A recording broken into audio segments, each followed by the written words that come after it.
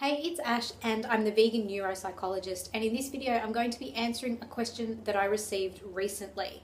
And I normally answer a lot of questions via email, but I thought I might as well do a video response because I'm sure that this is not an isolated question and many people might be able to benefit from the response if you find it helpful.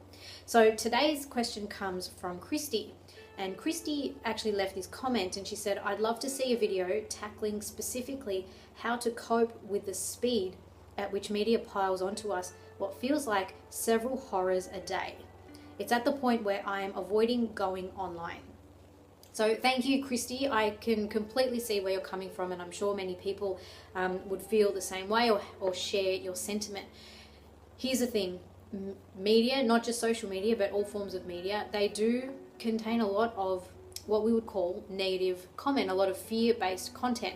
And the reason is simply because of how our brains are wired. We're wired to seek out dangerous information that could elicit fear, information that could be of a potential threat to us. Because if you think about when we were living in pre-modern times, before all of this civilization, back when we were living on the savannah and, we were at the mercy of the elements and the wild animals around us, we had to be hyper vigilant to anything that could be a possible threat.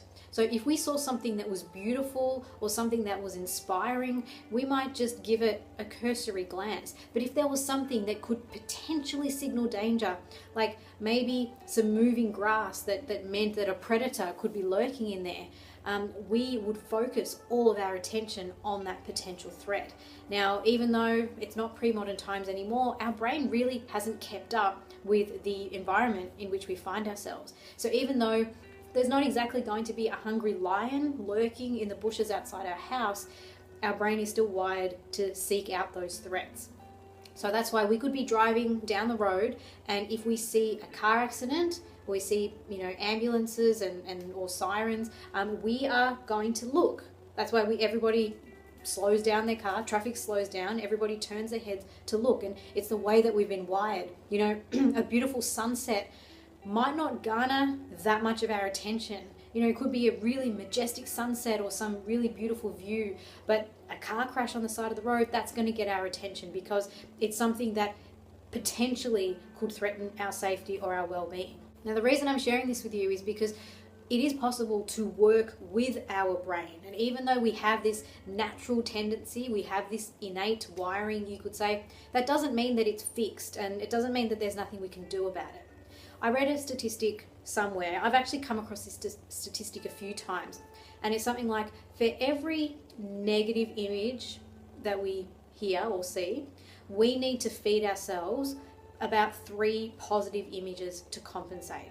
Now, I don't know how precise this ratio is, and maybe it depends on your temperament. Like if you're a little bit more prone to feeling depressed or anxious, then maybe it's more like 5 positive images for every 1 negative image.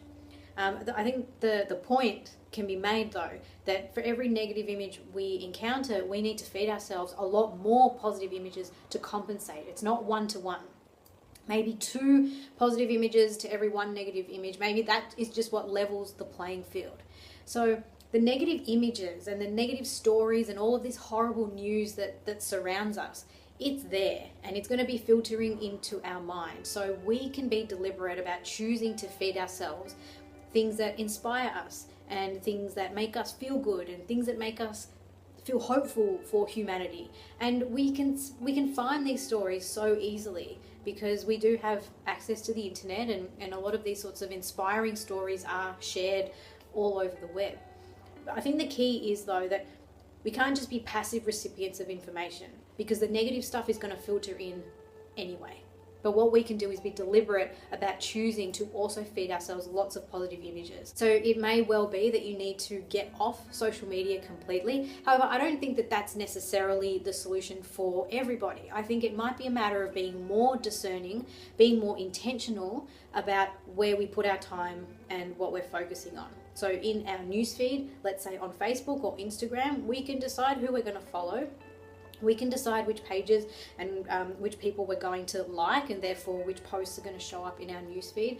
We can select things like hide these posts or posts like this to make sure that we're actually we're designing our news feed a little bit more. Because honestly, if you're friends with someone and they're sharing a lot of content that it's not helpful for you and it actually might make you feel bad or make you feel worse than you're already feeling, it's okay to not follow them for a while.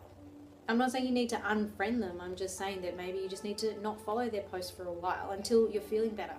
And that's another point that I wanted to make, because that ratio of 1 negative post to 3 positive posts or 5 positive posts, I think that ratio can change depending on how much stress we're under in our day-to-day lives. So for example, if I'm under a lot of pressure at work or in my personal life, then I'm less able to handle stress, or less able to handle some of the negative content that's on social media. And that might be a time when, yes, I will back off completely, or I'll only check Facebook for 5 minutes a day and limit it at that, because I know that any more of that is just going to make me feel worse. So I think there are times in our life when we're more susceptible to the negative content than at other times. And so I think knowing that about ourselves means that we can be a little bit more choosy about what we're doing. So I don't know if going off social media is necessarily the answer, but I do think being more intentional about what we're feeding ourselves. It's a little bit like eating a healthy diet.